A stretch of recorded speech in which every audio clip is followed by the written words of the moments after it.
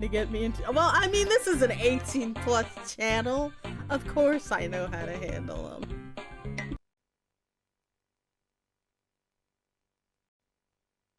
Hi there, I'm Grim, the custodian of the library Paradoxica, and here's why you should come to my stream. If you are stressed, struggling to sleep, or just bored, I am here for you. I bring ASMR, spooky stories, and chill vibes, and a little bit of spice.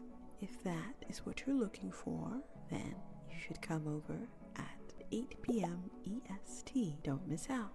I better see you there.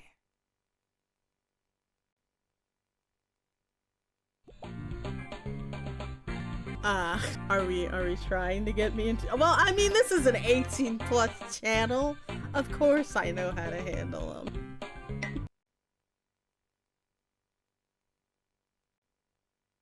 Hi there, I'm Grim, the custodian of the library Paradoxica, and here's why you should come to my stream. If you are stressed, struggling to sleep, or just bored, I am here for you. I bring ASMR, spooky stories, and chill vibes, and a little bit of spice. If that is what you're looking for, then you should come over at 8 p.m. EST. Don't miss out. I better see you there.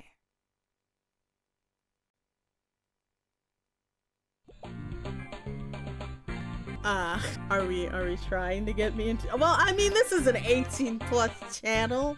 Of course I know how to handle them.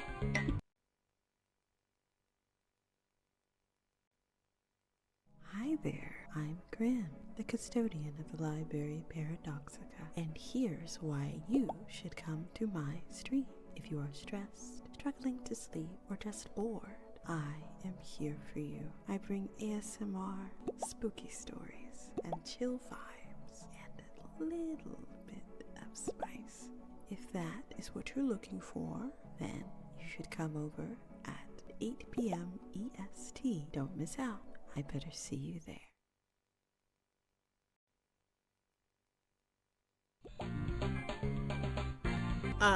Are we trying to get me into. Well, I mean, this is an 18 plus channel. Of course I know how to handle them.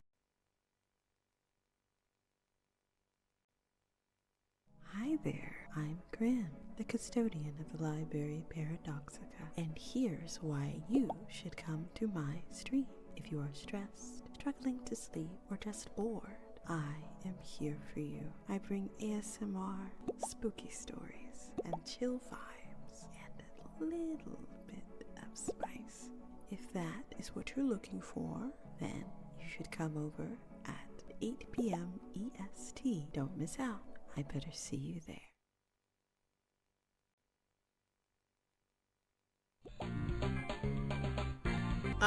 Are we trying to get me into. Well, I mean, this is an 18 plus channel. Of course I know how to handle them.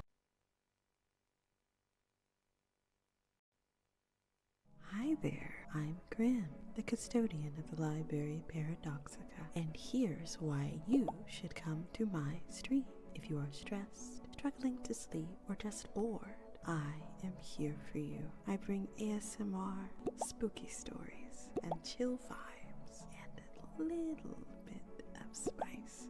If that is what you're looking for, then you should come over at 8 p.m. EST. Don't miss out. I better see you there.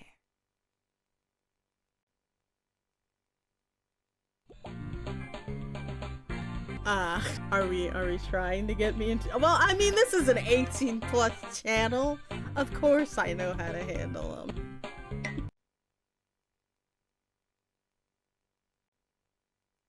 Hi there, I'm Grim, the custodian of the library Paradoxica, and here's why you should come to my stream. If you are stressed, struggling to sleep, or just bored, I am here for you. I bring ASMR, spooky stories, and chill vibes, and a little bit of spice.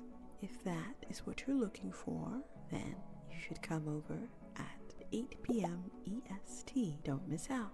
I better see you there.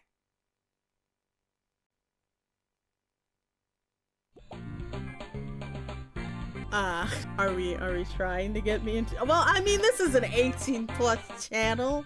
Of course I know how to handle them.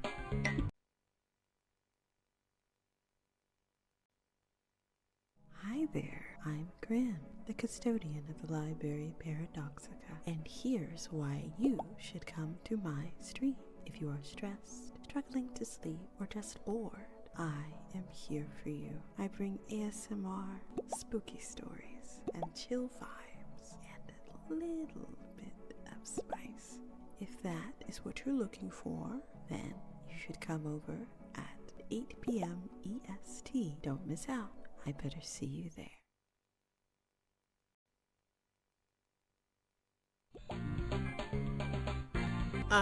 Are we trying to get me into? Well, I mean, this is an 18 plus channel. Of course I know how to handle them.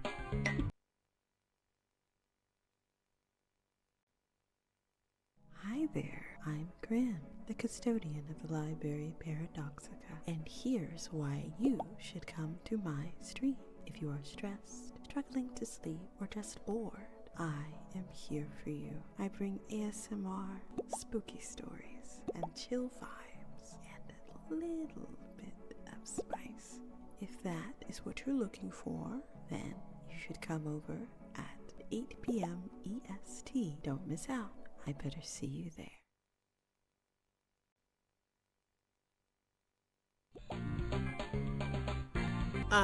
Are we trying to get me into? Well, I mean, this is an 18 plus channel. Of course I know how to handle them.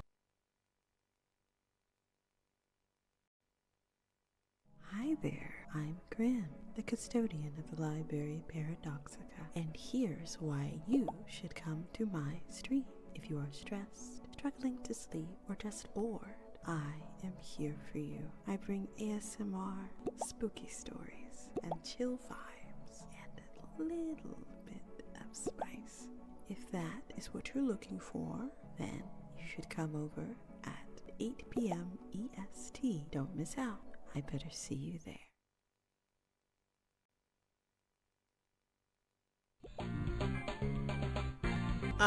Are we trying to get me into? Well, I mean, this is an 18 plus.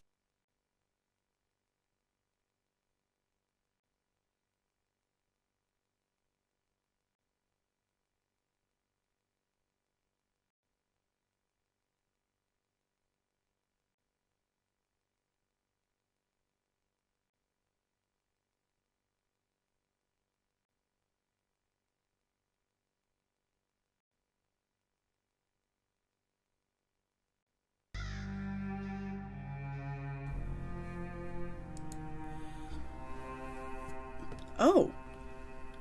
Okay. Am I heard? Heard? Not hurt, heard. Oh my goodness. Welcome back and welcome in, everyone. Hello. I can hear you now. Okay, good. It was silent for a moment. It's not good. Welcome in. My name is Graham. Today we are going to be reading more SCPs. I hope you all are excited for SCPs. Alright. Before I begin with our first story, tell me how you are. I am Graham, William Graham, from the hit series Hannibal.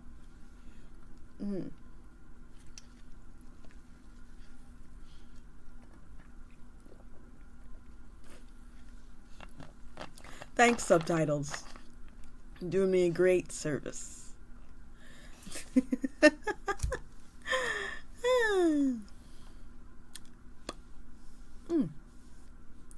Anyway,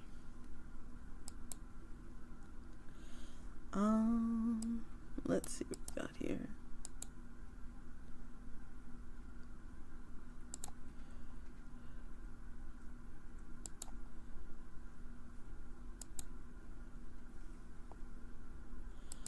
Okay. I am chilling but ready for another great stream. Me too, actually. I have a couple of books for us to read. Today is going to be all about books. So we are definitely going to be doing books about SCPs about books. I am going to turn down the ambiance a little bit. Just a touch. Alrighty. And we can swiftly get started with our first SCP.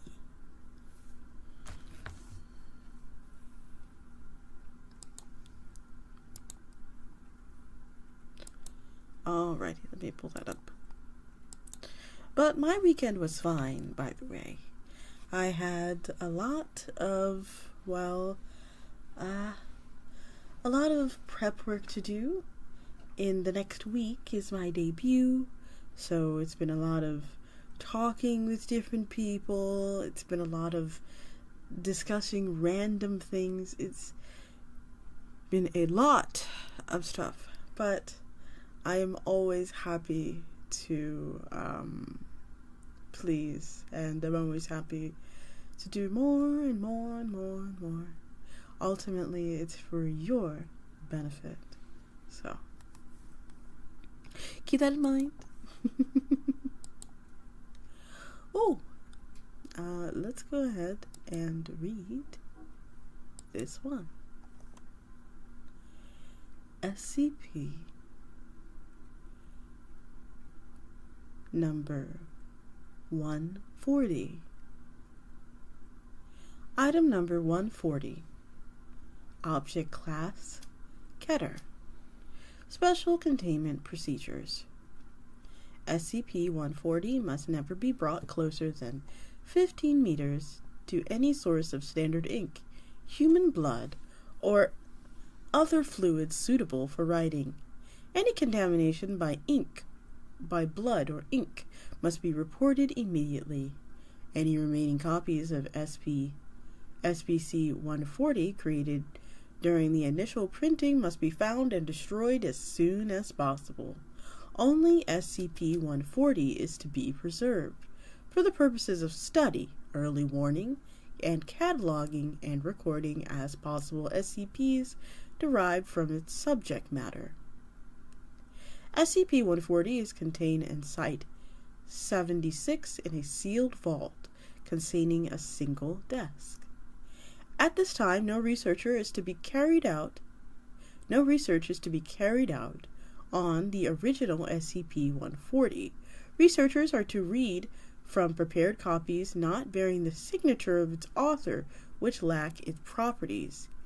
In the event of approved research, SCP-140 may not be removed from the vault, and readers may not be in contact with it for longer than 9 hours.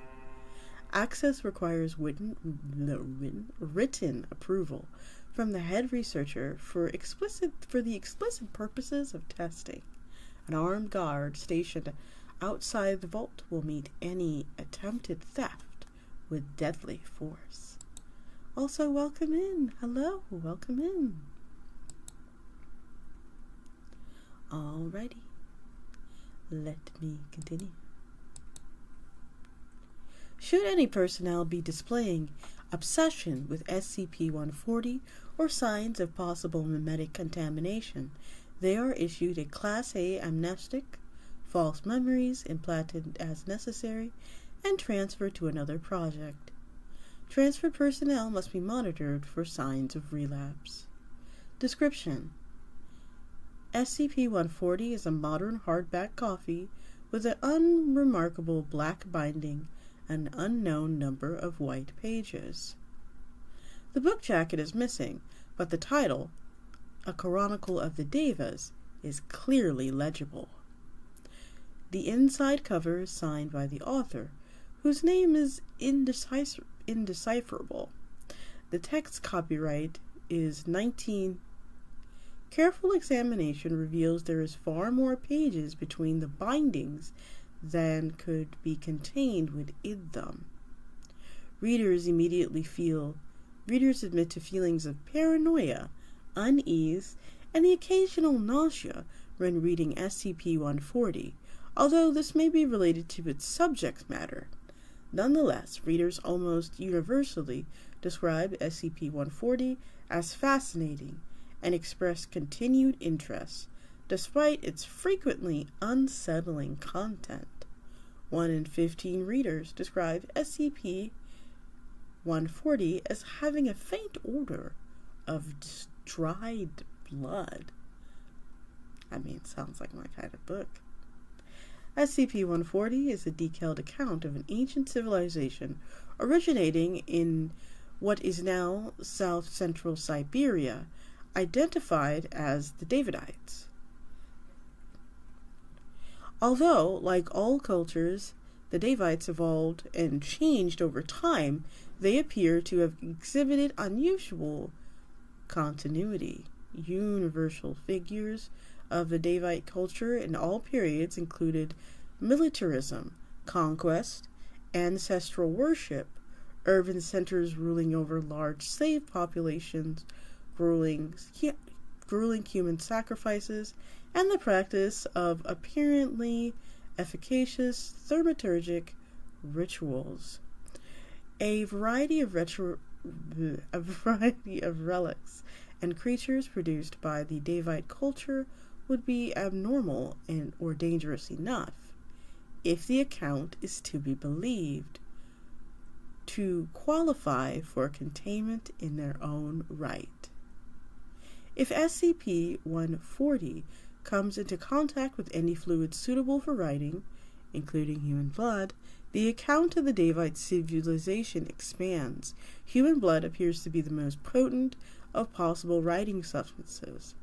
In any case, the amount of new material does not correspond proportionately with the fluids introduced.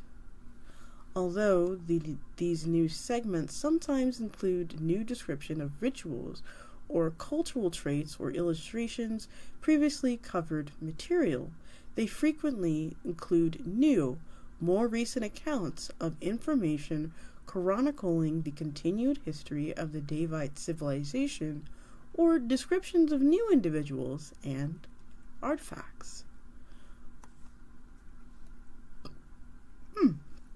Excuse me. Formerly decisive defeats become setbacks. New persons and events are inserted.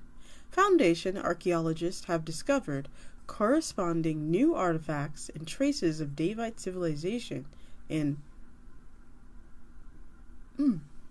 apical locations and strata, in some cases found dig sites that had already been thoroughly explored. Though at times the Davites were a collection of city-states, they appear to have been consistently returned to imperialism under a theocratic oh my goodness. Please, come on, my dyslexia. Work with me here, baby. Work with me here, sweetie. You got this. Aristocracy. Thank you. The Deva, the practitioners of cannibalism and thaumaturgy. Although the Foundation researchers believe that the Deva have been a hereditary class, recycling the names of noteworthy individuals, evidence and the events of 20 now suggest that the Deva possessed pre-natural longevity as a result of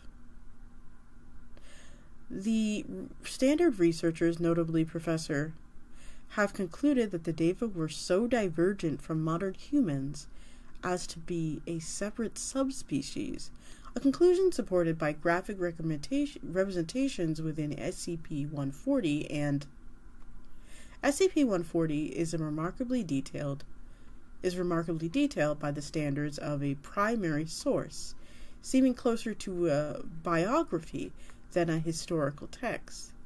It includes lurid descriptions of sacrificial rites, battlefield descriptions, daily life, and the stories of various noteworthy individuals, including quotes and dates of birth. Over distinct individuals have been identified, including the individual presently termed SCP-140-A, of which only are accounted for by recorded deaths.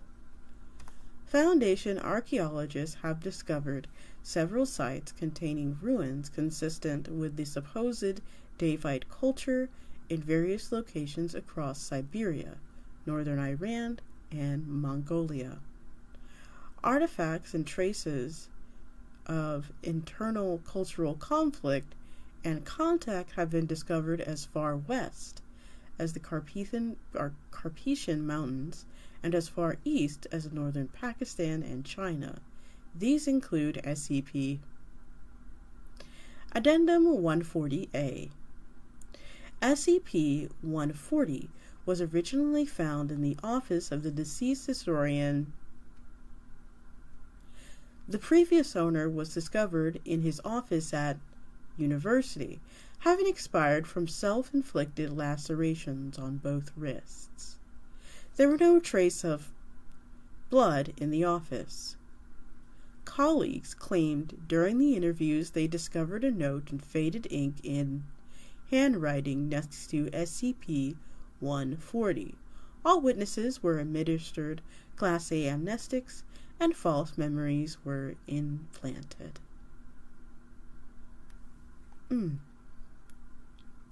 Excuse me.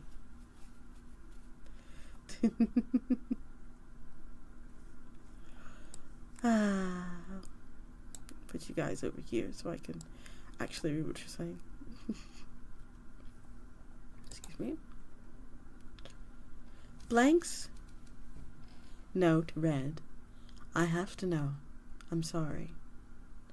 All text within 15 meters, except for several books relating to the history of the region, were blank. The remaining books now included accounts of supposed interactions between the Davite culture and the subject of cultures, or applicable as discussions of Davite history and culture. These texts were confiscated. All printed forms of media were blank. All pens, printer, and ink cartridges were empty." Addendum 140-B. Although SCP-140 was published in the 20th century, the tone of books suggests it's a recounting of events, individuals, and practices experienced firsthand by SCP-140's unknown author. The Foundation investigators have tracked SCP-140's publication to the data expunged. I actually read that. To the printing house in the batch of copies self-published by a wealthy individual, hereby termed SCP-140-A. SCP-140-A's signature on the contract matches the strange signature inside SCP-140. More than 4 of the copies produced in this batch were apparently leached of all ink by the remaining copies. To this date, Foundation agents have recovered and destroyed of the remainder, but between and remain at large. 2 expansion events have been reported during periods where SCP-140 had never been exposed to fluids of any sort or removed from its vault. An investigation and manhunt for the author of SCP-140 is ongoing.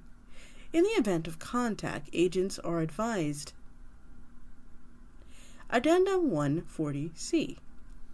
Through the study of SCP-140 and other contained items related to the Davite civilization, Foundation researchers have concluded that, transposed to the modern era, the resurgence of a hostile Davite civilization in history more than CE would constitute a grave and even possibly retroactive threat to the Foundation and modern civilization as we know it. Even best-case projections of the Davite resurgence in the modern day suggest a CK-class restructuring of modern society and worldwide conflict, with a projected death toll of at least, and an end to Foundation secrecy. Addendum 140D. Journal found on his home PC indicates upon his initial reading of SCP-140, it ended with almost the utter destruction of the Davite civilization and the genocide of all known Deva in 2 BCE by the forces of the Chinese general Qin Kai. As a result of subsequent containment breaches, those, including detailed in the journal, copious amounts of new material have been added, describing survivors regrouping and migrating to another region of central Siberia, rebuilding their empire steadily, and continuing to advance culturally and technologically. At present, the empire is described as the empire has finally been crushed by Genghis Khan during the early periods of his conquest, although the fates of many important persons in several cities remain ambiguous. Foundation archaeologists will be dispatched for further investigation and research. Addendum 140E. Oof, I can't actually read that. Let me move this over. After the incident on 20 at dig site resulting in casualties, all Foundation archaeologists evacuating sites of suspected Davite artifacts or ruins are to be accompanied by a fully armored security team. SCP-141 has been neutralized. SCP-142 remains at large. All other anomalous contacts and artifacts were destroyed when the dig site was struck by a cruise missile. Agent received a commendation and was treated for post-traumatic stress disorder. Doctor received a posthumous commendation for courage. An investigation into the possible involvement in SCP-140-A or their agents in the events of is ongoing.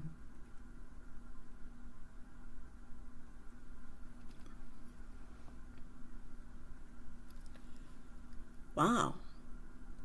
What did you think, everyone?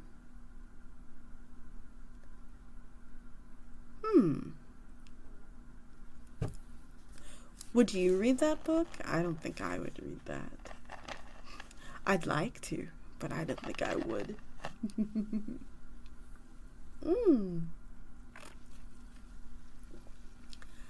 A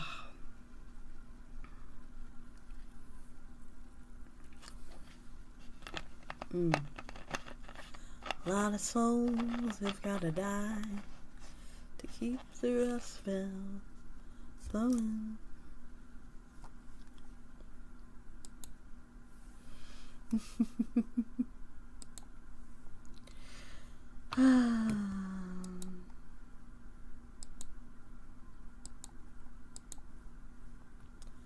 Gotta make sure that everybody's okay on either side. Eventually. Okay. What's the point of knowledge in books if they aren't shared and read? Well, in this particular case, the more you read the book, the more the, archaic and possibly scary, civilization gets closer to the present. And I assume, judging by the way the Foundation is reacting to them, it would not be good if their technology, or rather their time, caught up with ours. That's at least what I'm reading from this. And while normally, yes, books are meant to be shared and read, I don't think we want them to catch up in our time. Okay, but how good of a job are we doing here currently? I think we're doing a terrible job, but I think it could definitely get worse.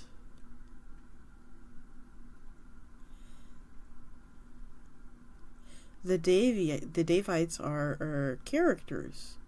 Oh, is this one of the, this is like a deep dive one. Hold on. Let me see if we can find some more.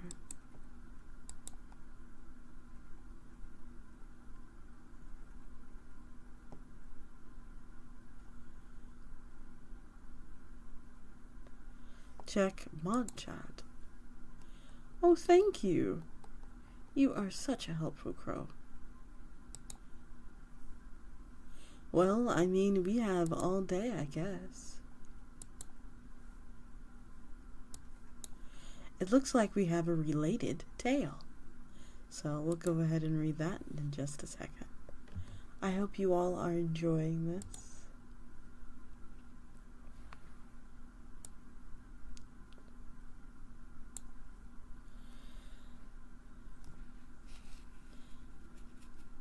Are you comfortable?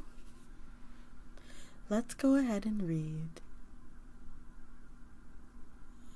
our related tale. A visitation. Outside the apartment's windows, the sound of children laughing drifted from the park, a block away. Oh, I've sent you the entire Canon Hub. Wonderful! Okay, well, we will definitely pore over that in just a second. Professor Ivan Thomas sank into his couch without really looking around the room. He closed his eyes. It had been a long day. The historian could not remember the last time it had been a short day. He let out a long sigh and rubbed his temples, reaching for the bottle of bourbon he saved in the cabinet nearby for serious emergencies. It wasn't there. Check the coffee table, Professor.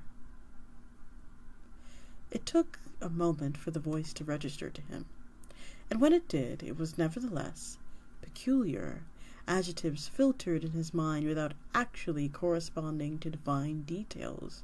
He knew the voice was even, cultured, the slight hints of a strange accent, but he could not identify a gender and an age or a precise tone. His instinct screamed at him, but he found himself reaching leisurely for the field glass on the glass surface all the same.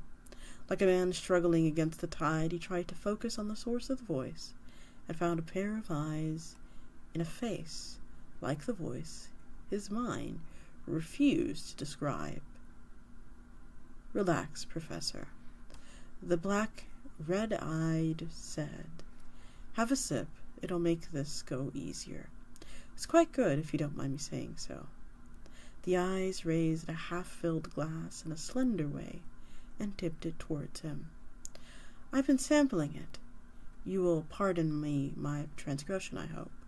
I was raised in slightly different codes of hospitality. The historian brushed away the cobwebs of his mind and sat up straighter. He knew his uninvited guest. His mind was racing down remembered pathways, accounts of blood and fire. He swallowed and set the glass firmly down. I think we will wait, he said in a quivering voice. How did you find me? Come, Professor. You are well equipped. You are well acquainted with me, the visitor said. I am pleased to see that you and your colleagues are so enthusiastic about my memoirs. The amount of energy you have put into collecting them astounds me. You are... The eyes narrowed slightly. Let's use your colleague's term for me, Professor.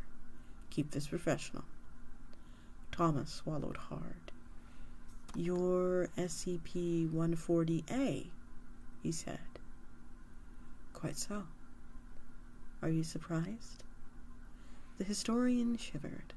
Despite his best efforts, his fingers began tapping nervously on the coffee table. He felt the other's wry amusement and cursed the weakness of his knees. This was not supposed to be his element. I'm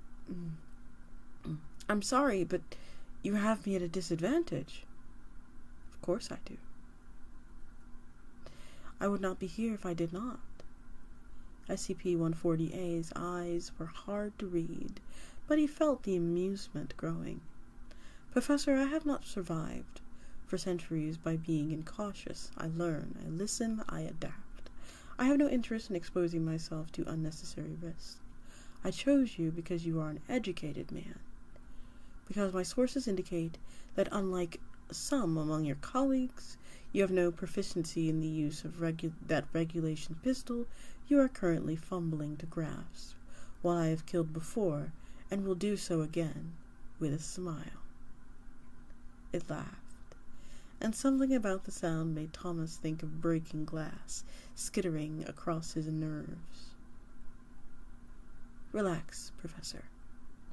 You're my host, and I have no interest in violence tonight. But in the event you attempt a facsimile of cheap heroism, my snipers will put a bullet in your brain before you can hear the crack of gunfire. Thomas dropped the useless pistol with the faintest flicker of secret relief. He cleared his throat, leaned forward, and did his best to look the well-dressed intruder in the face, though his eyes smarted when he tried to look too closely. Then, why are you here? Your Foundation has sought me for some time, SCP-140 replied, much as the Inquisition and the Templars and the Ghazis before them. In my time, leaders met each other face to face. It smiled with teeth like a gleaming row of knives. I felt it necessary to provide you the same courtesy. The historian swallowed again and nodded. I see. I don't suppose you would be interested in formal negotiations with the Foundation authorities. Somehow I doubt they would be conducted in good faith. SCP-140 replied. 140A replied. It sat back on the couch opposite Thomas, looking uncomfortably at him.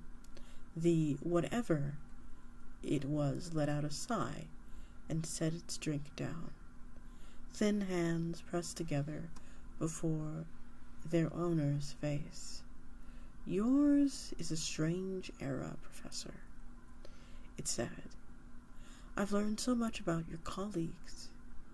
My time was an age of kings. Blood was spilt in the name of gods and glory.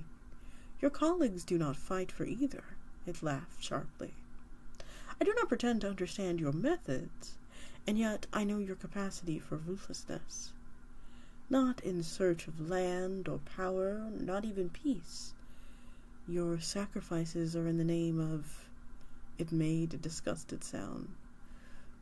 Normality. Could you think of no better cause than the preservation of the mediocre? And is that why you wrote it? Need to have need to have it in the service of some nefarious plot? SCP-140A replied. It crossed one long leg across the other, the red-black eyes half-lidded. Perhaps I was merely lonely, nostalgic. Yes, the good old days. How I miss my ritual sacrifice. Come, Professor, you are wiser than that. You know how brutal and violent the ancient world once was. SCP-140A sounded thoughtful. And yet, from the wreckage of an empire that salted fields and killed 1 in 10 for disloyalty, your people built this age of technological wonders. Do you think these marvels of science and steel any less forged in blood? We didn't do it literally, the historian replied. He took a sip of his drink, despite knowing he should stay on his toes. You had your chance. And we are going to pause briefly because ads are coming. Oh, are you guys enjoying this little tale? I certainly am. Whew.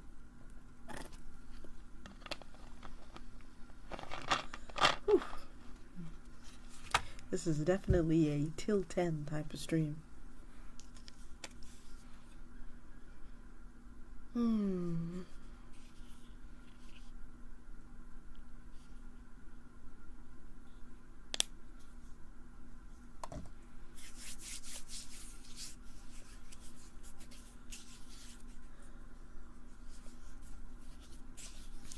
I don't know, I think I like this guy. He's kind of cool. Is he a bad guy? Is he a bad one? He's kind of cool. I like him. Let's see.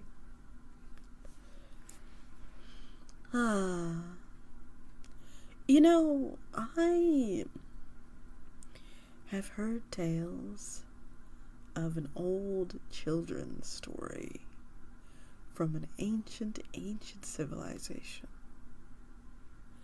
Would you like to hear it? Well, it doesn't matter. I'm going to tell you anyway. There was a naughty boy. He was very, very young. Let's say about 6 summers. Very young kid. Excuse me. His grandmother told him to treat everyone with the same kind of kindness and love and care that he treated his mother. Now the little boy and his family and the rest of his villagers lived in this ancient kind of icy place. When the sky got dark, it became so cold that if you didn't have a fire, you would almost most certainly freeze to death. But that little boy was so naughty, he was so cruel to everyone around him, that one day he decided to push his grandmother onto the ice. And even though they were able to retrieve Grandmama, she slept for a very long time. So when that little one went to bed the next day, he awoke in a little ice cave. He looked down to, instead of his youthful fingers, to gnarled, twisted trunks of skin and sinew. He touched his face and only felt flaps of skin, the fat long gone from his face. He looked up, and there was a small, middling fire in the center of the room. Welcome back, everyone. I'm just telling a little story. The embers slowly dying.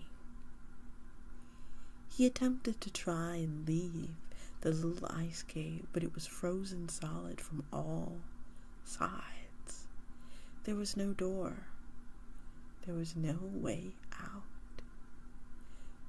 The cave was so cramped and small. The sides were all smooth. The only way he would get out is if his gnarled fingers bent back into impossible shapes, as if broken, would hold an ice pick. But he was much too weak to do that. Clearly the night was coming, and the embers of the fire were slowly dying. And as they did, the cold crept in all around his gnarled form. He attempted to gather the coals and keep himself warm, but they quickly faded, heat giving way to despair.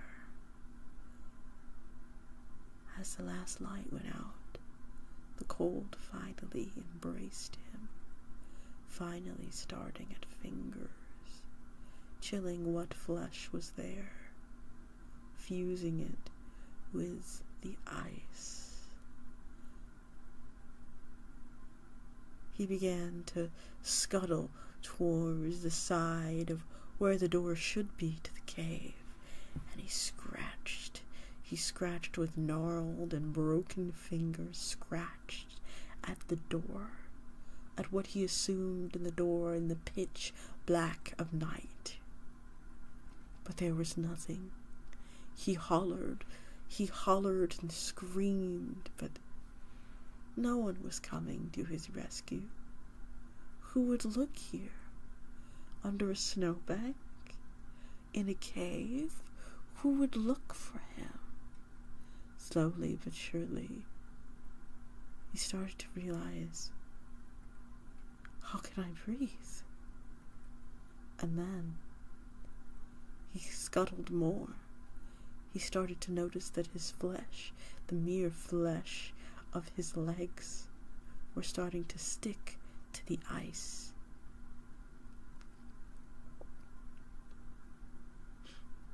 He simply sat there and wept, for all hope was truly lost. And as finally the cold came to wrap its arms snugly around its victim's neck, he awoke.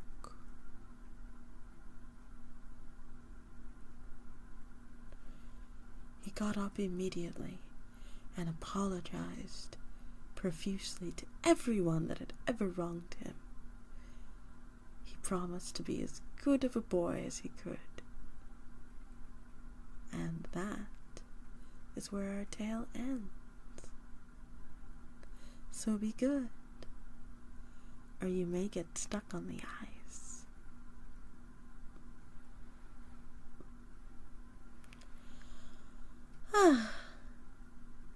Was that a fun story? Oh my god, the chilling. Anyway, let's continue.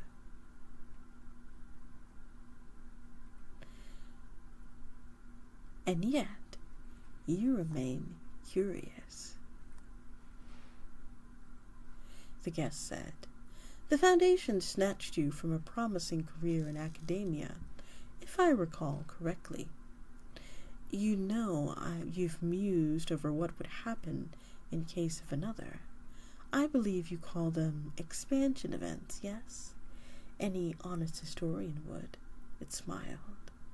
"But you haven't really been a historian for years, have you?" Excuse me? "You resent your employment," it replied. I don't blame you. How many of your colleagues share your passion?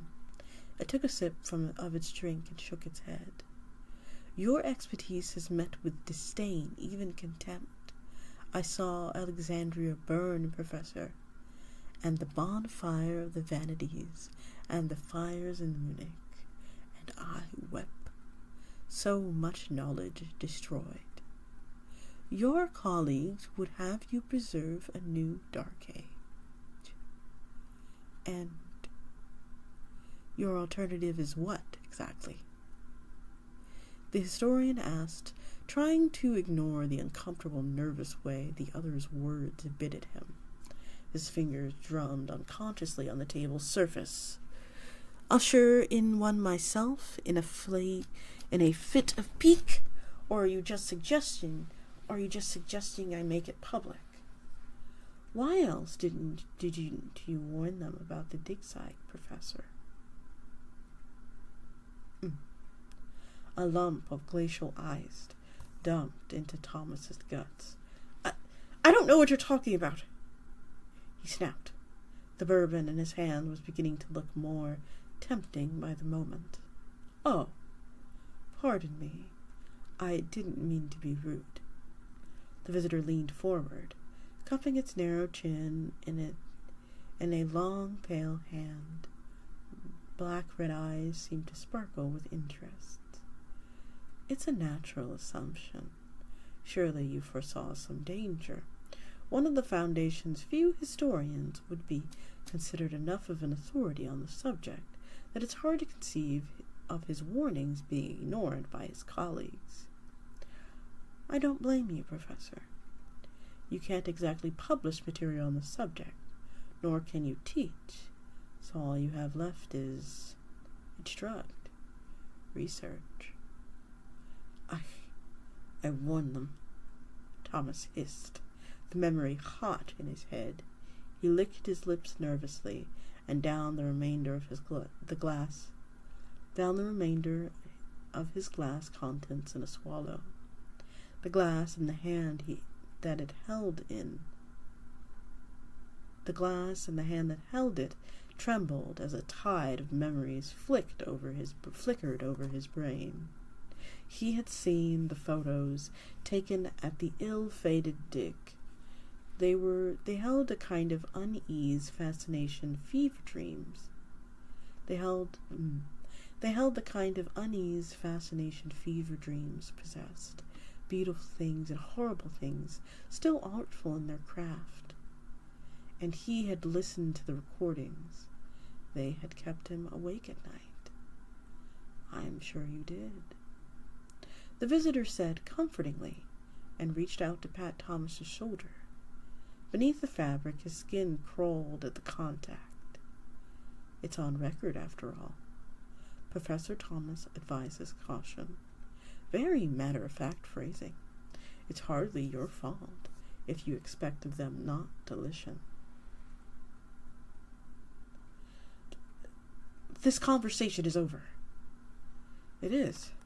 I suppose that's fair, the visitor said with a strange half-smile. If you need some time to think, no doubt.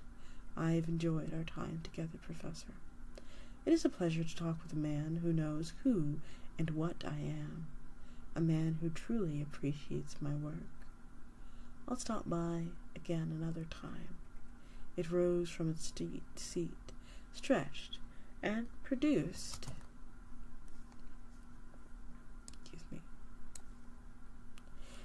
a small piece of paper, looking like it had been torn from a notepad. There was a cell phone number written in a neat hand. If you ever change your mind, Professor, you know where to find me.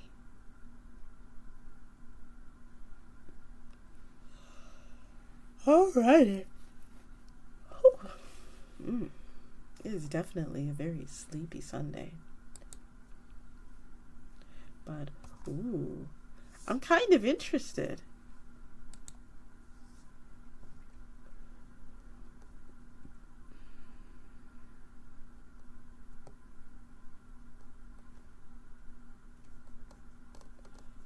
Oh, There's a Davite hub. Notice from the Foundation Records of Information Security Administration.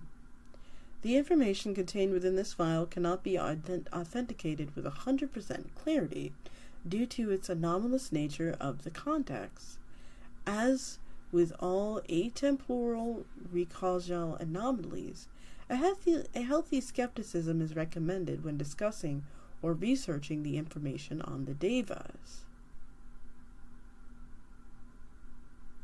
If, in reviewing this file, you notice inaccuracies or discrepancies with baseline reality, please report it to your on-site RAISA representative, Maria Jones, Director, RAISA.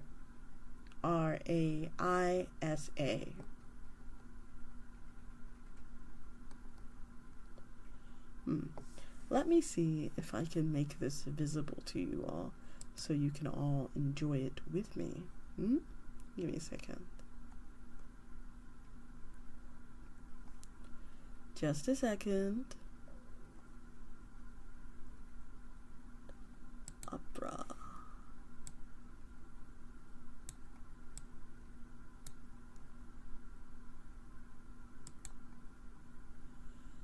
Okay.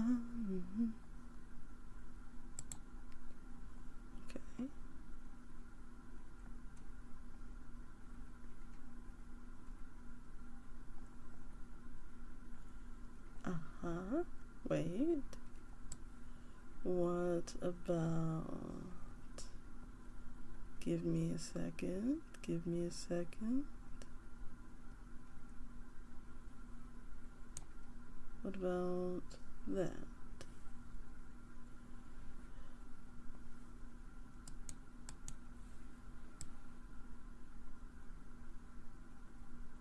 Oh, I think it's a little too big, huh?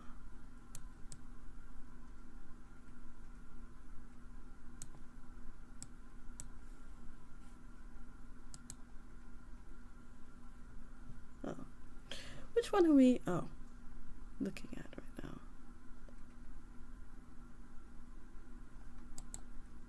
Well, we certainly should be able to see it, right?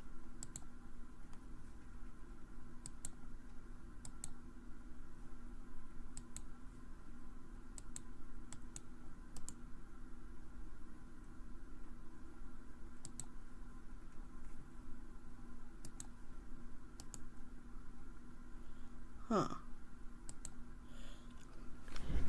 Is the broken god the one giant eel thing that they get the forgetting serum from? I don't remember that one. It has been a very long time. So please excuse me.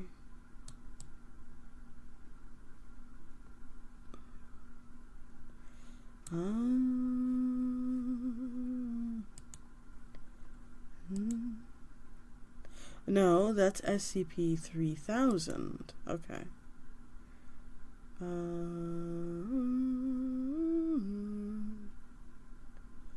Browser source. Browser source.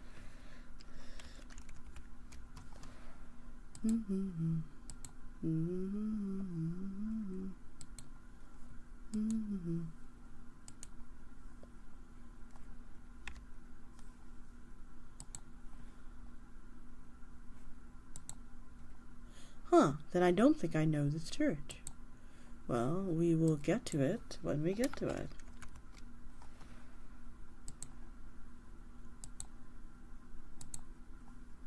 Oh. Ta-da! Okay, now... Where can we put this so it's not as intrusive?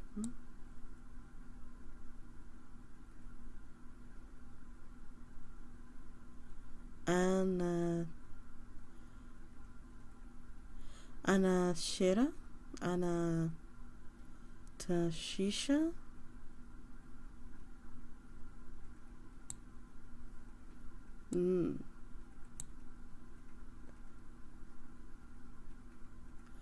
Ah, I see. Hmm.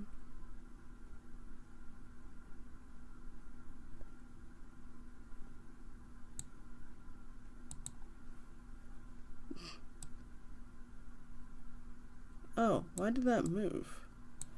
Why did that move? No, get out of there. Oh dear. Where did it go now?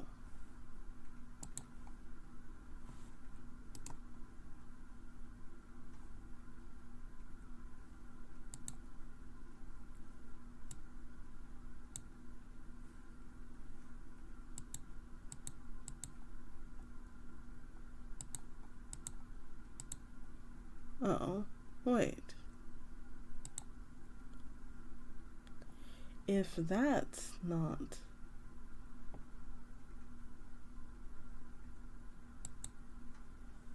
Oh, okay. Huh. Oh, I see.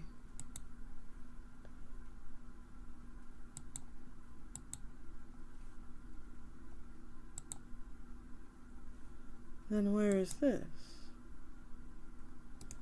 Remove.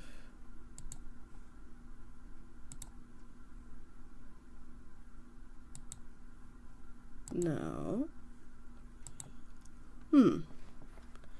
Let's see here.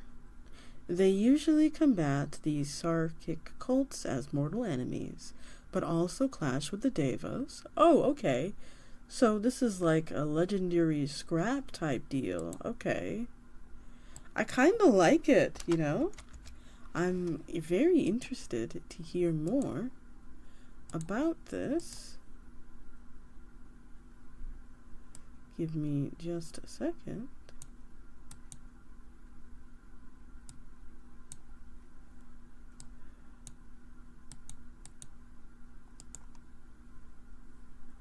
Uh-huh. What is this?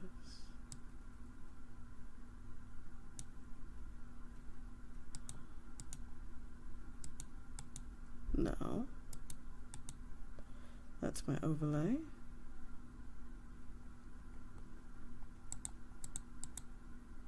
Interesting.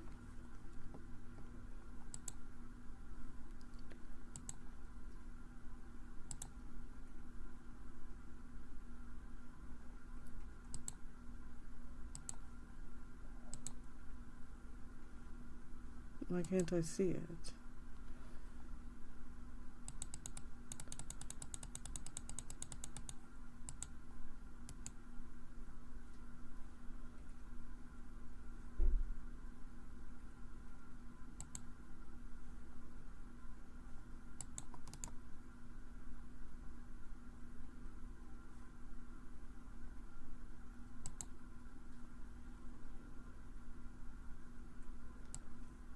Huh.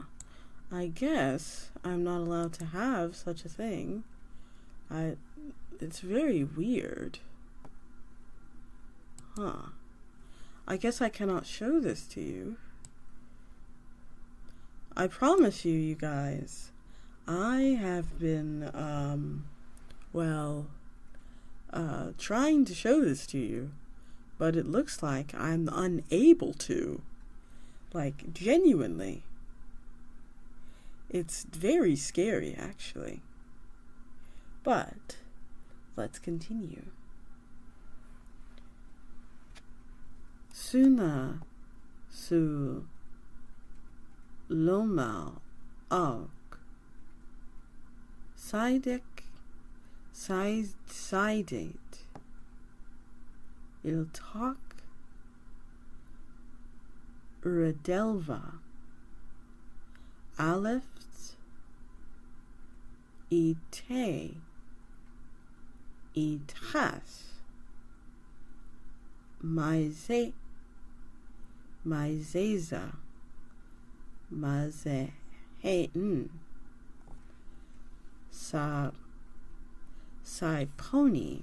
sipon zabitu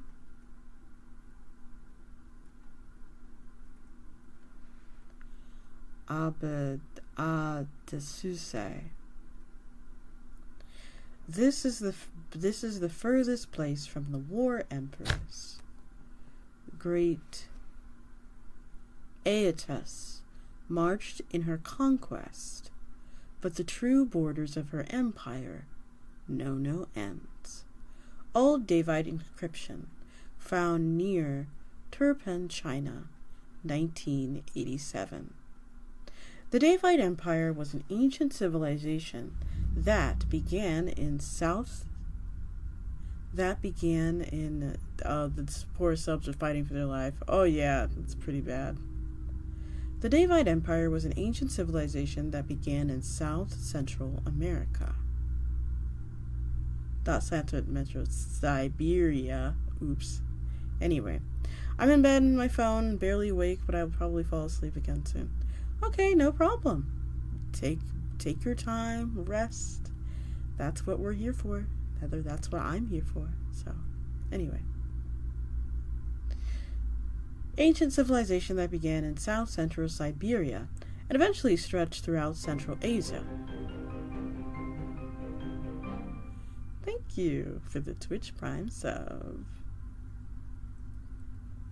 The Middle East and Eastern Europe.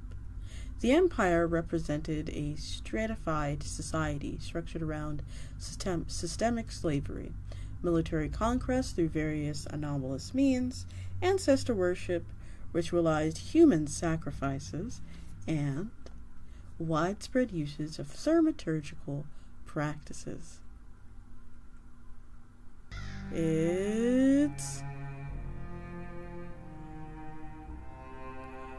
It looks like we're almost at our goal of 8 out of 10 subs. But, no, sorry, one more alert. No, it's fine. The history of the David Empire is nebulous and awash with mystery. Archaeological evidence supports their existence beginning in circa 10,000 BCE, but the termination point of the civilization's control over their territory varies wildly. This unclear timeline is primarily the result of SCP-140, a book entitled A Chronicle of the Devas, which has the anomalous effects of retroactively temporal causality. Readers of the book are compelled to add additional material using any liquid, including the reader's own blood. With each addition to the story contained within the chronicle, history is retroactively changed to compensate. Previous reviews of SCP-140 reflected that the Devas were eventually defeated by the Chinese general Qin Khan.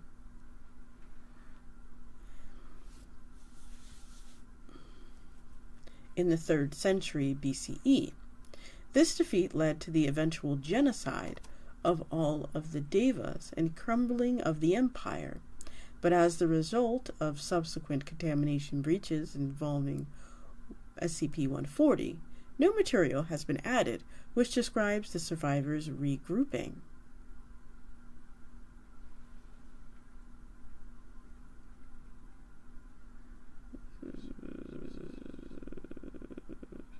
Regrouping and migrating to another region of central Serbia, rebuilding their empire steadily, and continuing to advance culturally and technologically. At present, the empire is described as having finally been crushed by Genghis Khan during the early periods of his conquest, although the fates of many important persons in several cities remain ambiguous.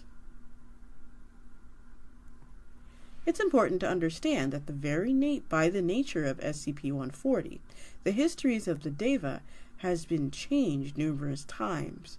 What history we can read about the development of their empire must be taken in scholarly skepticism, if only because of the atemporal nature of the Deva's cultural development.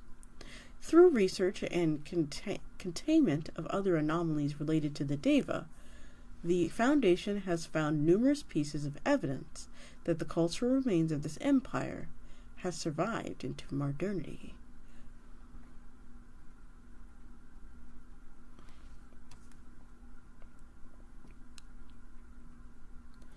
Doodles by Finch discovered Cranachan today. Oh. Oh yeah, I haven't had that myself, but it sounds nice. I have no idea what that is, but... History! I can't read that, so disable force back page, please. Although the Daevite sociological structure. Although the Daevite Empire began as a loosely connected series of city-states with shared cultural practices and religions, the shift towards imperialism was evident from early in their history. Unified, the Daevite Empire conquered, enslaved, and oppressed all other peoples it came in contact with.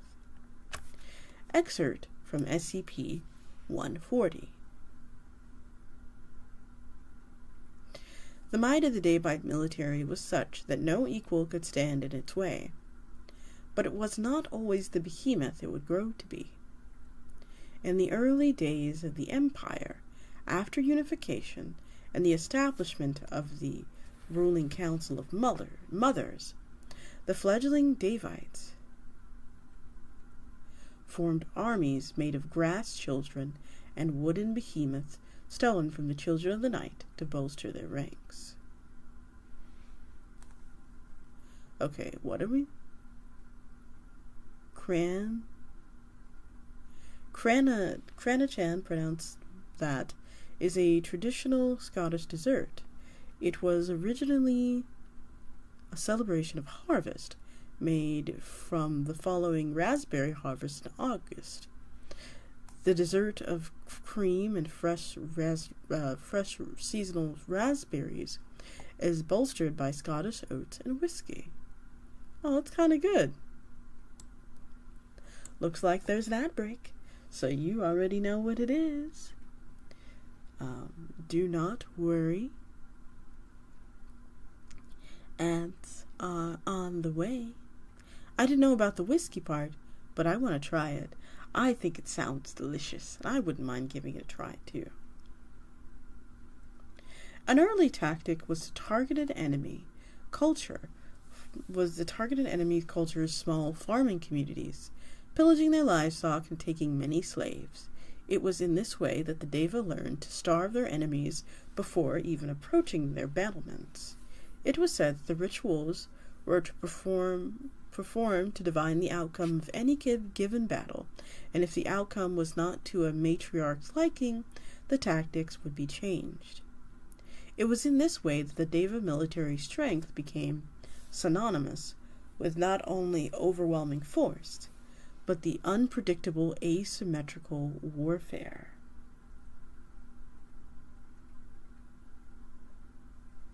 How are we doing, everyone? Are we doing okay? How did I end up here? How indeed.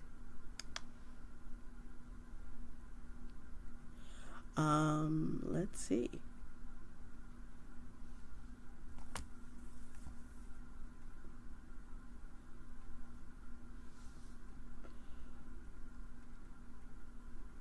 Their culture was highly stratified. Excuse me. Let me start to get rid of a couple of these so I can save on space. Just a little bit. Is Twitch experiencing any, are you all experiencing anything bad at all?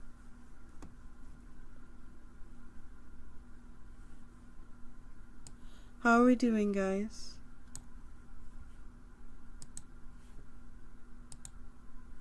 Okay, am I out? Okay. Okay, wonderful, wonderful. Okay, let me go back to this. Okay, it looks like that was enough. Their culture was highly stratified, with an aristocratic ruling class, appropriately called the Devas. It is unclear how factual the records in SCP-140 are, but if the book is to be believed, the Devas were anomalous with being set apart from their non-anomalous human citizenry and slaves. It is also common to find reference to the claim that the Devas were a divergent species from baseline humanity, with anomalously long lifespans. This is unconfirmed and smacks of propaganda, though the possibility cannot be ruled out, given all of their anomalous might. Interestingly, the Devas were strongly matriarchal,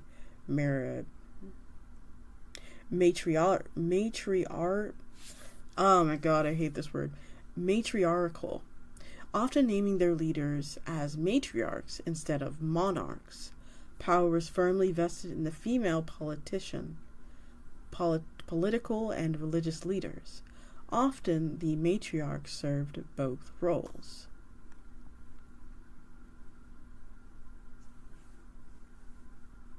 It is said one cannot see a matriarch against her purpose.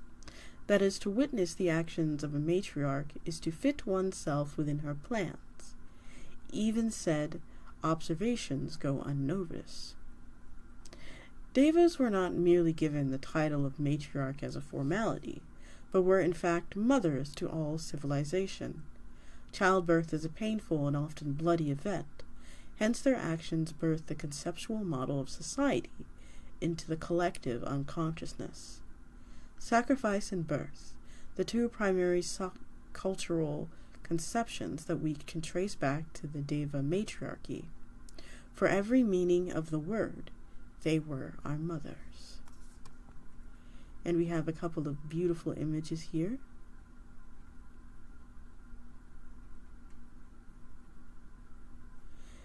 This one depicts a male slave dressed in sacrificial robes, surrounded by attendants, Deva priestesses, in ceremonial dress. Sacrifices were often, but not exclusively, men from enemy nations. Detailed religious practices are hard to ascertain, but usually involved human sacrifices, smaller blood sacrifices, and even ritual cannibalism. One consistent cultural signifier of Devite worship we can identify is the focus on dance. From depictions in art, in SCP-140 and other documents, and what testimony it is possible to gather from first-hand accounts, it is clear that Devite ritual often involves dance. Dancing represented the living, and the Devas venerated life. From what the historical department has been able to find. Oh, looks like I need to stop for a second and let the ads run. Oh, this is really interesting. Are you guys having fun? Like, I had no idea. I'm kind of locked in. I'm really interested in this. So you're telling me there is a ancient race of people that every time you read their book, every time you learn more about their book, they kind of rewrite it and progress further into history?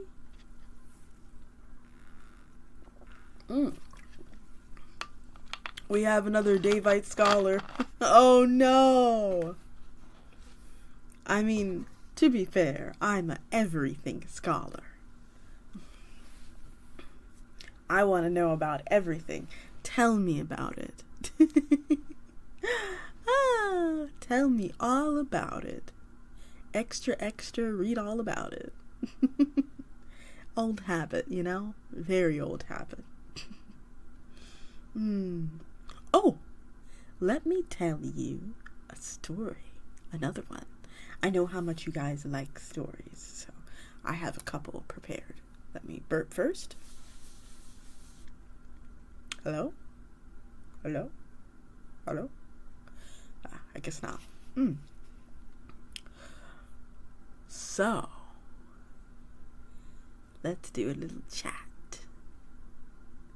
So back when I was in the funny papers, right? Back when I was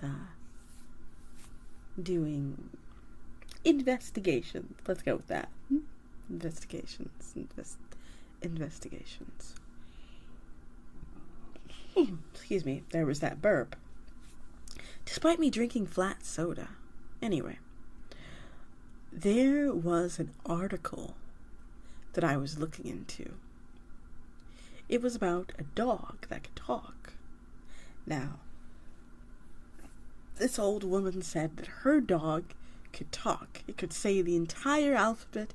It was so very smart. Like, it was a sentient being.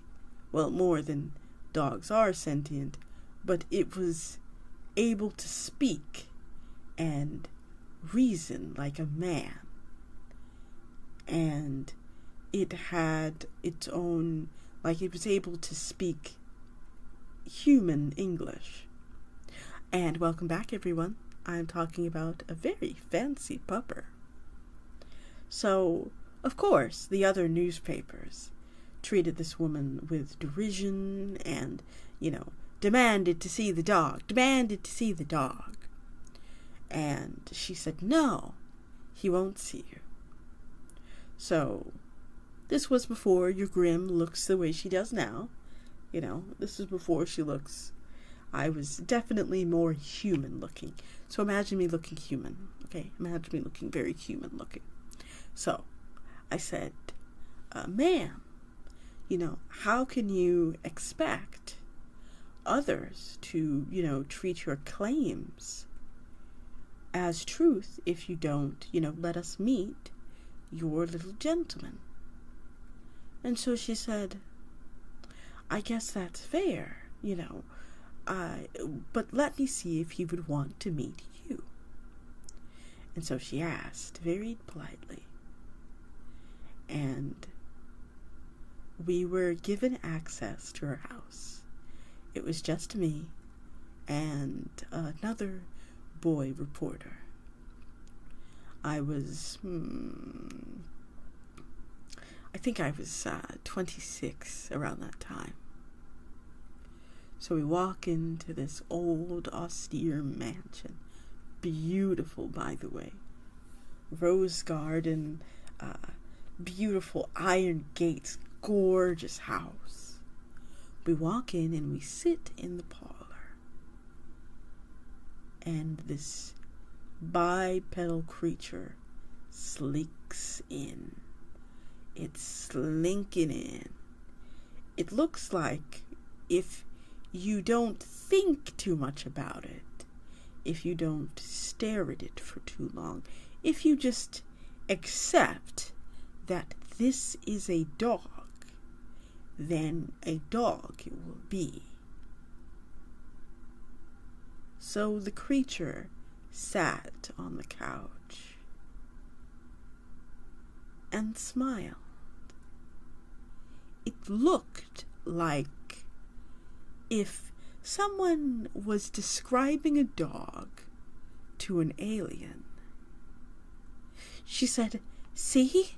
Look, my dear Fido, these are my friends from the newspaper. Please, my dear Fido, tell them everything. And Fido indeed spoke. And the way it spoke was very interesting.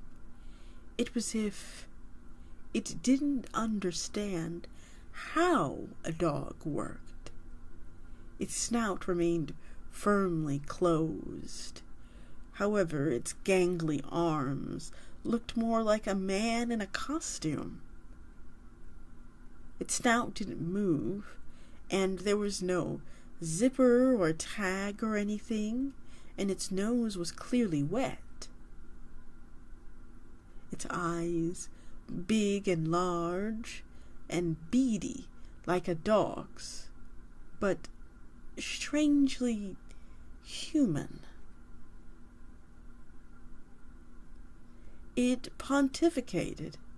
The creature pontificated about its life as a dog and confessed that it had been changed.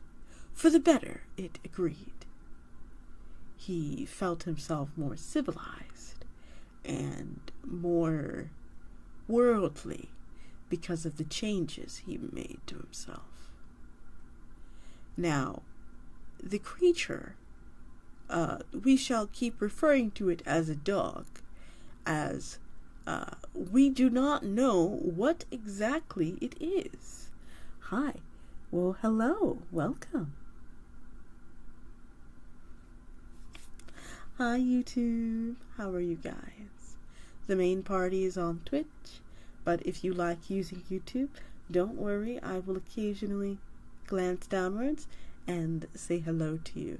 So, don't worry. It may take me a little bit to get back to you guys, but don't worry. But this creature was strange, and its ears were bulbous and wiry. Yeah, hi YouTube.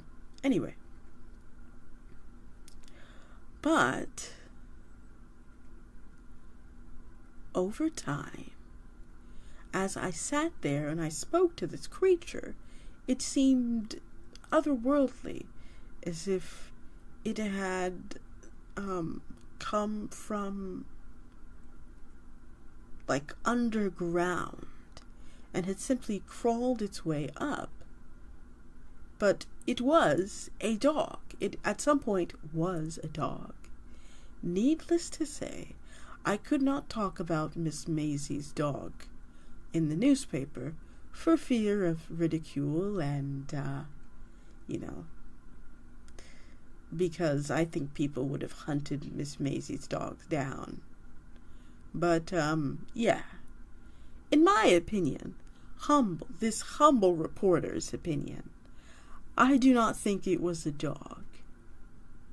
I don't know what it was, but I hardly think that thing was a dog. Returning back to our story.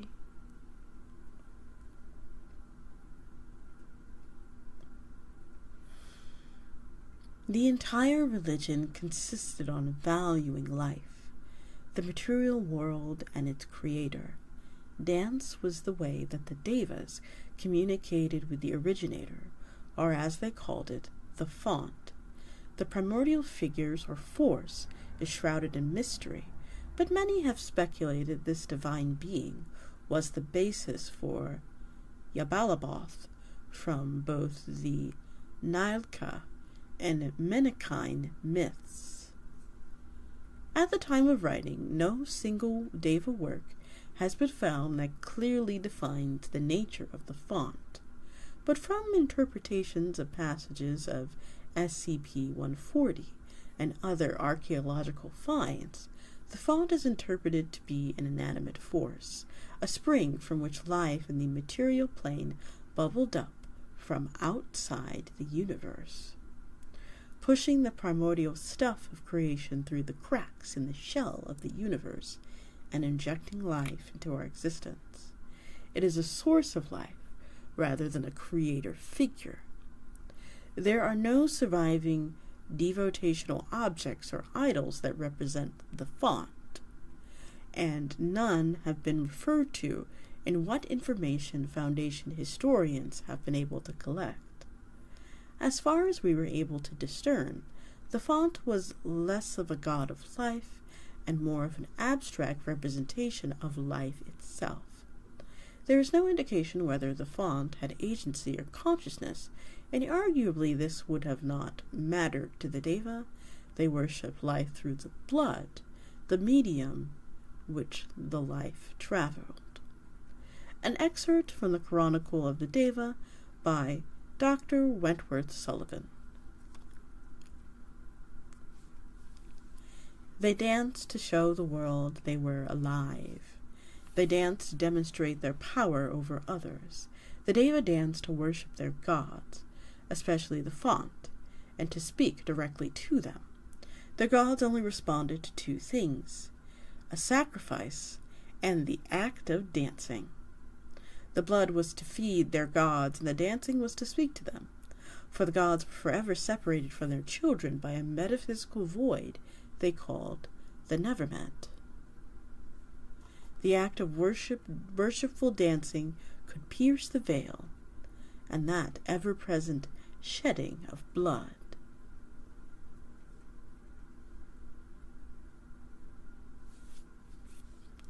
Excerpt from A History of the Chronicle of Deva by Dr. Wentworth Sullivan. How can we ever really know what was real and what had been created through anomalous manipulation of history? But surely the most outlandish theories concerning the Devite religion are formed around their worship of an entity called the Scarlet King. If such an entity ever existed, there is no real evidence of it. There's no real evidence that it did. There's no link between what we concretely know about the Deva matriarchy and what little has been written about the Scarlet King. The writer finds the concept of a matriarchal society worshipping a two-dimensional patriarch deity implausible at best and orientalist at worst. Revolution. Based on the Sartic cults, Foundation Historical Department is convinced that a widespread revolt of the slave class occurred somewhere in the period of the 1800 BCE. This revolt, the details of which are mostly lost to history, led by the semi-mythic messiah figure, the Grand Kharsits Ion, ultimately resulted in the shifting of power around the central city of Ayudham, a previous Deva regional capital. The Devite Empire survived this event, despite significant losses of territory and resources. Additionally, given the shifting nature of Devite history, the accuracy of these events is hard to pin down. It is clear such an event took place, but what grander effect it had on the Devite Empire is difficult to ascertain. For example, no mention of the Sartic Revolt was archived in SCP-140. However, such a thing is likely to have been admitted, as SCP-140 is a work authored by those with Devite sympathies. In fact, it is surmised that the work put into creating SCP-140's retroactive causal anomalous effect was in service of changing the primary timeline in such that the Devite Empire might have been preserved. Although this begs the question, would the Nalka region even have existed without the Deva? If the Deva didn't exist before the revolution due to the retrocausal manipulation of history, would they have inadvertently caused the Nalka culture?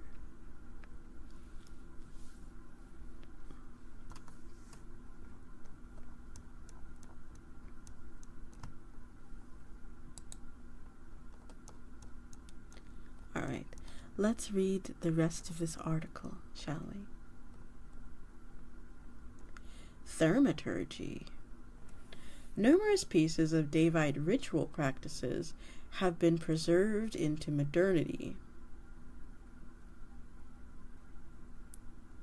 Several anomalies resulting from Devite thaumaturgical practices have been contained by the Foundation, lending credence to the more outlandish claims in SCP-140. See Articles tab. Devite thaumaturgy often centered around two common practices: horticulture and blood sacrifice. Thaumaturgy was utilized to manipulate agricultural yields in various ways, including the use of anomalous trees and plant life for everyday purposes such as protection and management of bloodlines.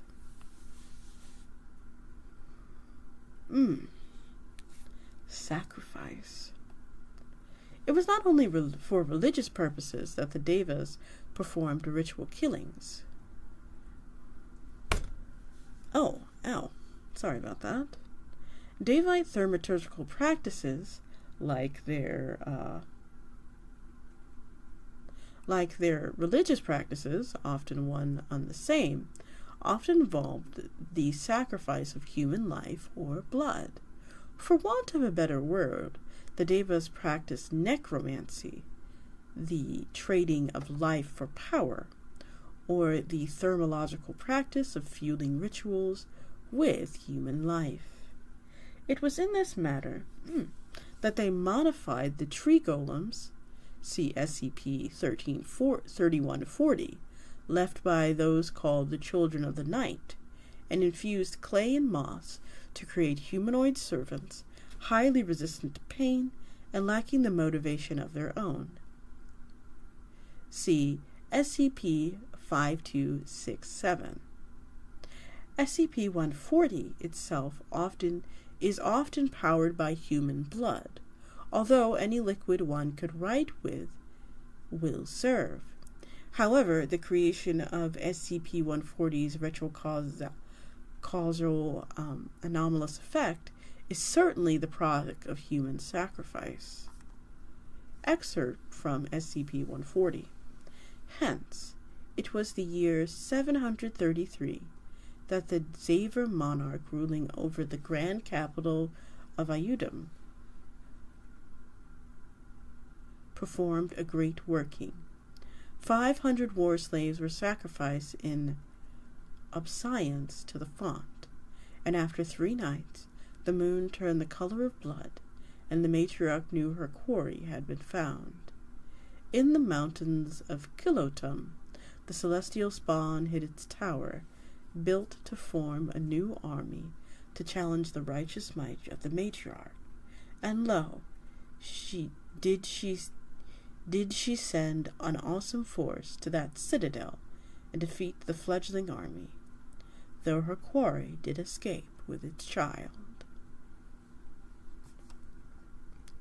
Moreover, powerful ontokinetic anomalies discovered by foundational personnel and tied to Deva practices have been shown to work on the basis of human sacrifice. See 5626. Recently acquired documents and artifacts have provided necessary context to the hypothesized Devite practices. Unlike a number of non-anomalous cultures, the ancient Devites appear to have believed in a transmigration of essences, without the concept of a soul or an afterlife. The body was entirely secondary to the blood, as the blood was the medium from which all life flowed. Essence was transported from life to life, incarnated and fungible, but eternal singular entity was rejected.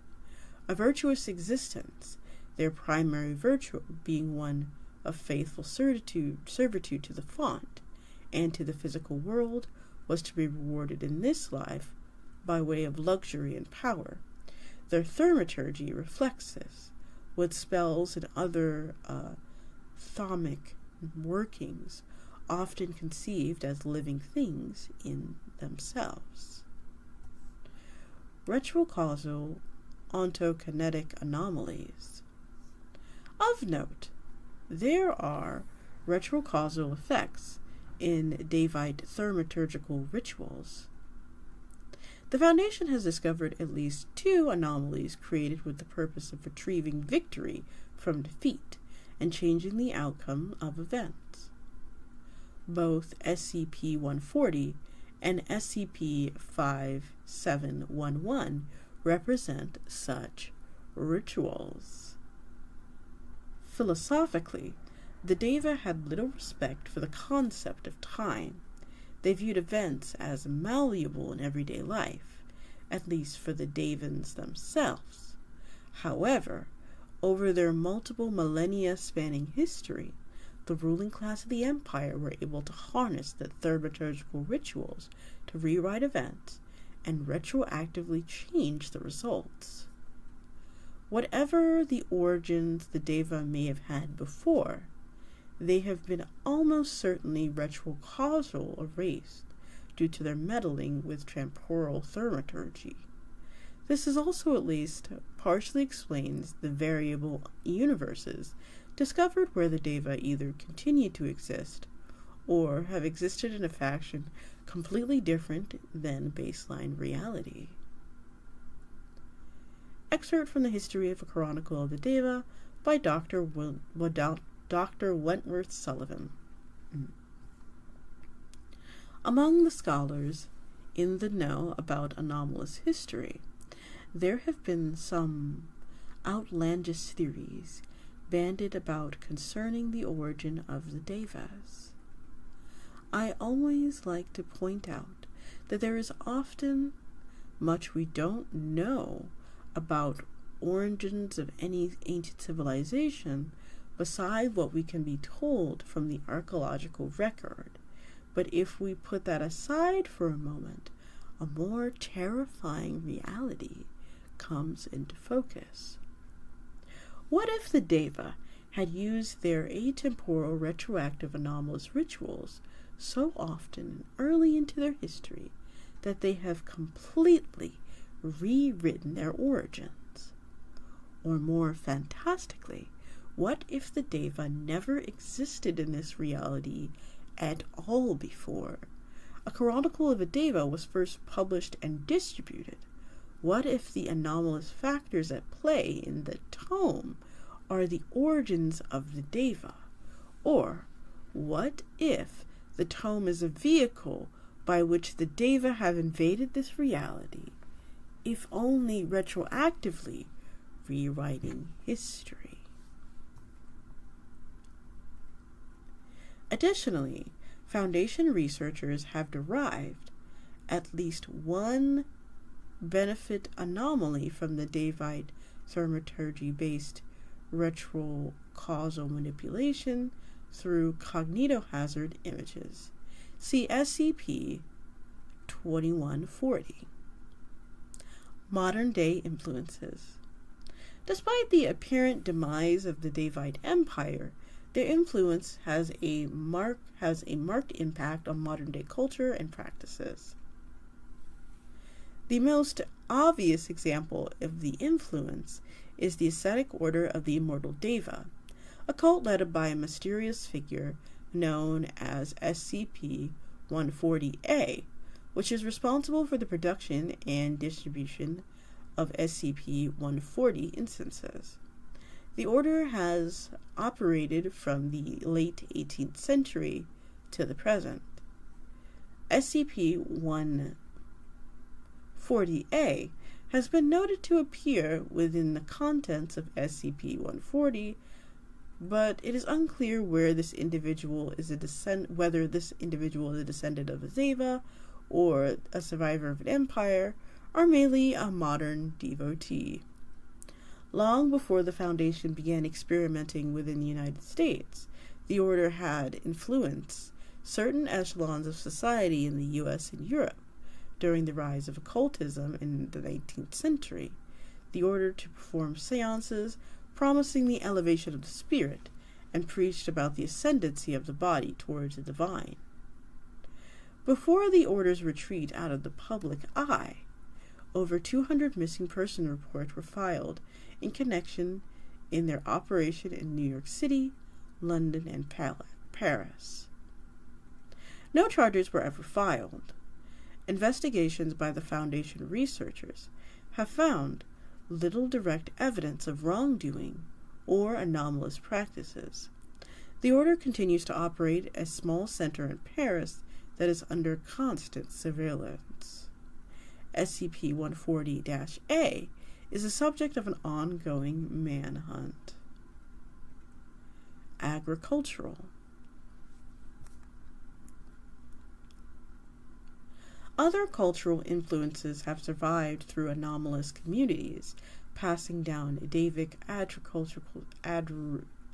agricultural secrets, such as the thaumaturgical modification of honeybees to produce arts, crafts, shapes, and hives in the architectural style of the ancient Davic building techniques, and reproduce scenes from Davic history annals. Bees have also been known to modify plant life to make them more susceptible to Davic modification for particular anomalous purposes, and encourage faster and more consistent growth, regardless of temperature and elevation. Devas had a cultural focus on anomalous plant life, including developing peach trees that grew human heads to memorialize a favorite slave of the matriarch. Trees were inanimate guardians with organic weaponry, and the trees would display the memories of an individual who performed a blood sacrifice. The last was capable of predicting potential mates and identifying likely genetic defects. It was in this way that the ruling devas maintained their bloodline. Lesser Key of Solomon. The Ars Goetia is a well-known grimoire, that's me, in the 1600s by an unknown author and collected into one tome with 4 others, entitled Lemegenon Clavicula Salmonius. The Ars Goetia primary focus is on demonology and the classification of 72 demons. The tome denotes the sigil for each demon's named. Each sigil signifies the seal of the named demon. Careful examinations of the sigils reveal Deva's script has been adapted to form the shapes. Was this done consciously, or did the authors of the grimoire merely adapt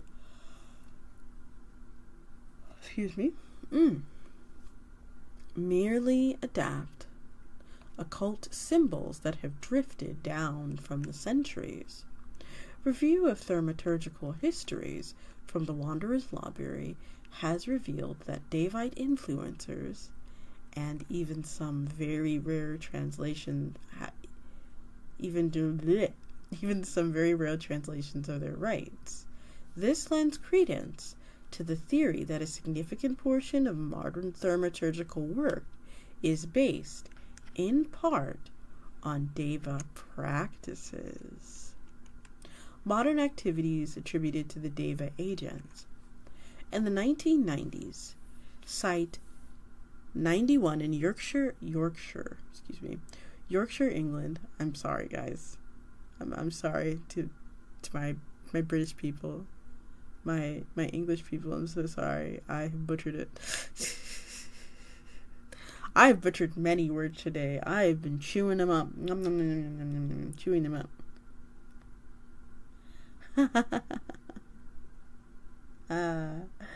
Chewing and eating them up. Oh no, here we go.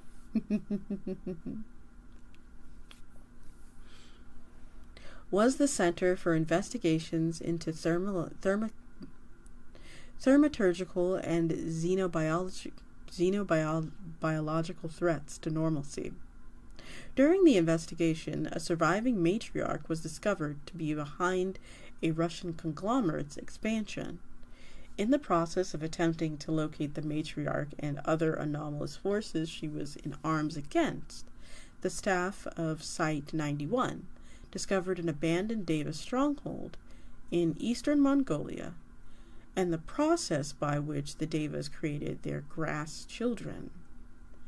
As such, the reports concerning this investigation offer our greatest insight into the potential threat of an active Devite force on the Foundation's attempts to maintain normalcy. The Deva were effectively the first civilization, even earlier than the Ur or Sumer, and the influence of their activities on modern culture cannot be discounted, but it is the Devas' inability to completely fade into history that makes them relevant for Foundation research. Whether retrocausal, onokinetic, or anomalous manipulation of plant life, the Deva are a consistent aspect of the anomalous world. They touched every major anomalous group that dates to antiquity, and the reverberations of their actions continue to surface.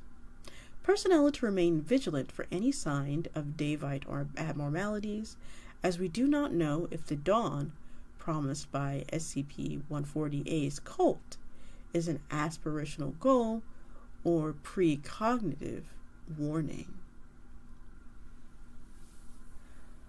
Whew. That's a lot. What do you guys think? What do y'all think?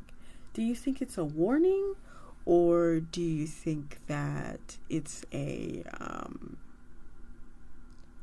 it's something that is a goal? What do you think? I think, based on what that researcher went through, I think it might be both, actually. Maybe it's like predetermined, like the more you read it. The more you read it, the more the DS kind of shifts towards them getting their way. And in addition to that, it is also a goal. What do we think about that?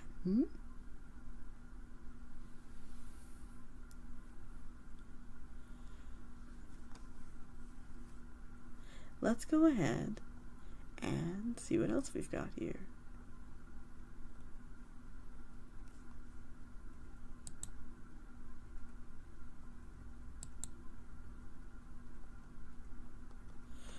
Okay, it looks like we have a lot of extra stories, which I don't think we have time for.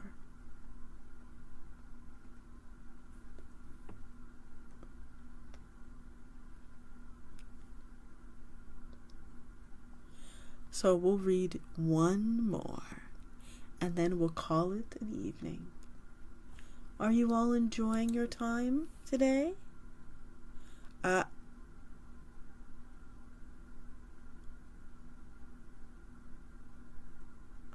Now, I got jump scared. Oh. Anyway, that was something I just witnessed. Anyway. Oh my God.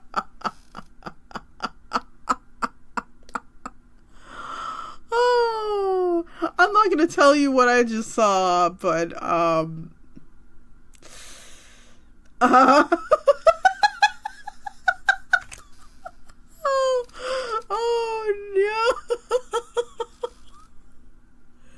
Phew.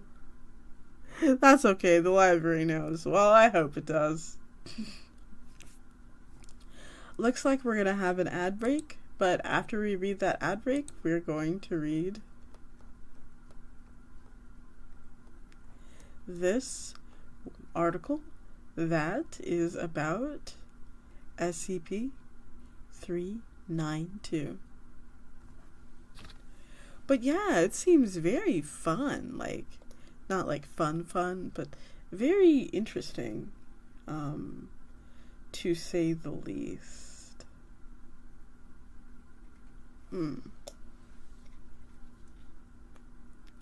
It's been fun, but I gotta get going. Thanks for the story time, Grim. No problem. Have a good evening, sleep well, and thank you again for your continued service to the library.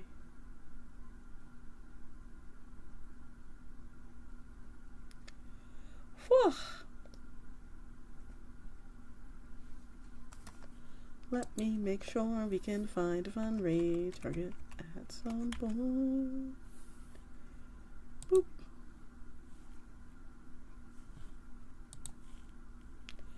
Ba ba ba ba ba ba ba ba ba ba ba ba ba ba ba ba ba ba. Ba-da-da-ba-ba.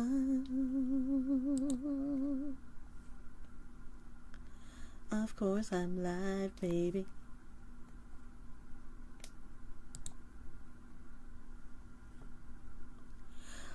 Ba-da-ba-ba-ba-ba.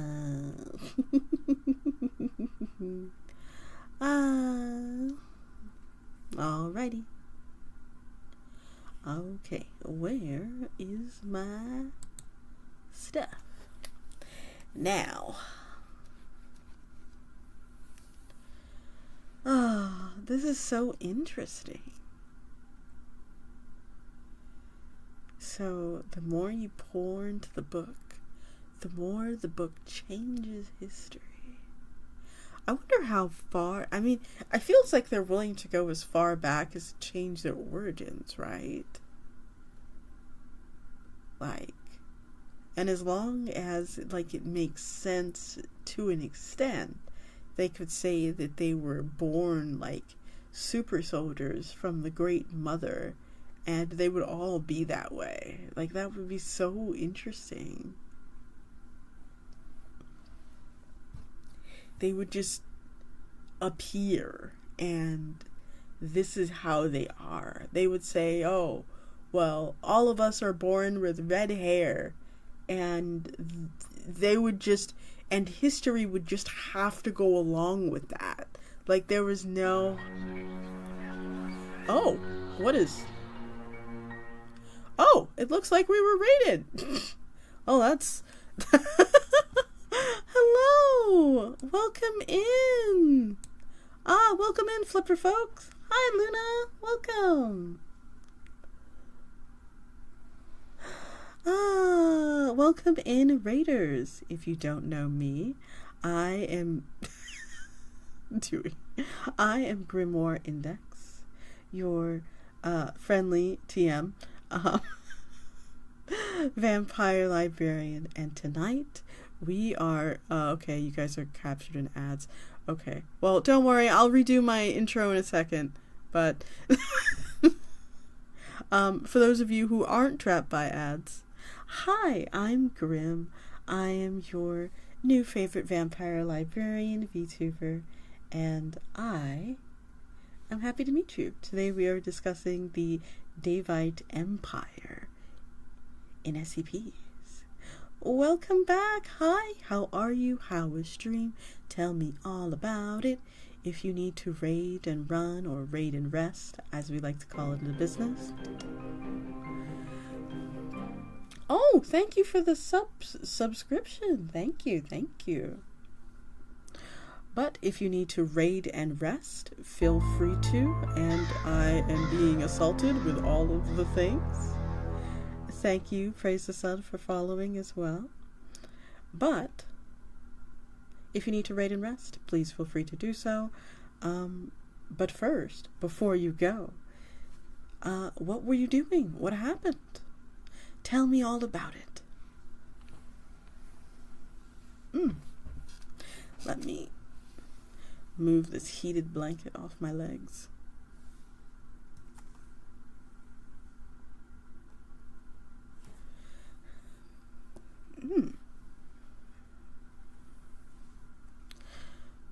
But, as I was saying, we were talking about SCPs. And apparently, supposedly, there is a... Oh! I played Resident Evil and voted on my art contest. Ooh! I love art contest. Who won? Did you come to a winner? And which resident is it? The first one? The one with the Jill sandwich? Is that what it, that one? Jill sandwich? I love that man.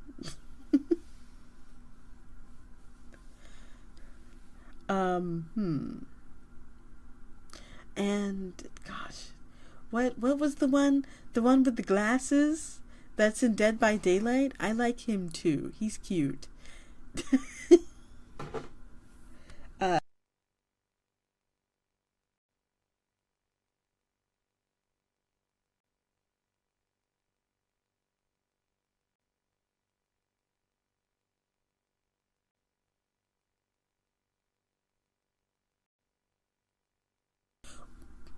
Send me the details in my what is it?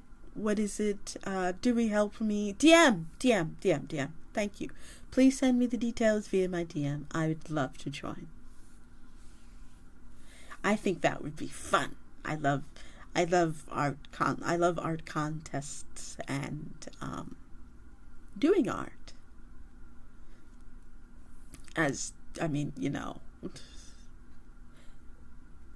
Thank you, my dear.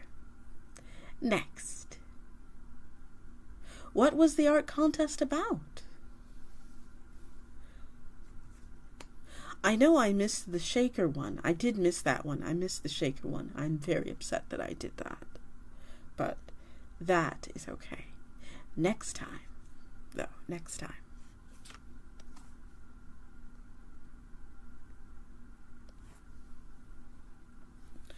Ooh.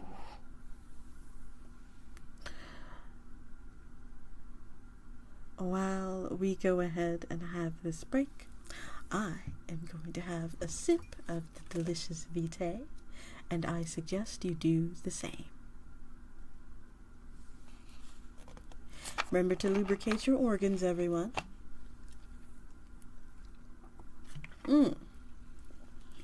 Ugh. This month's theme was cuddly. The next month's theme is you. Like the serial killer book? Like that one serial killer guy? That guy? Or like another you? Or that the Bell song. The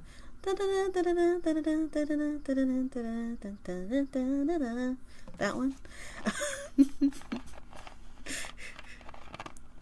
Or maybe it's like persona non grata, you know? No, something like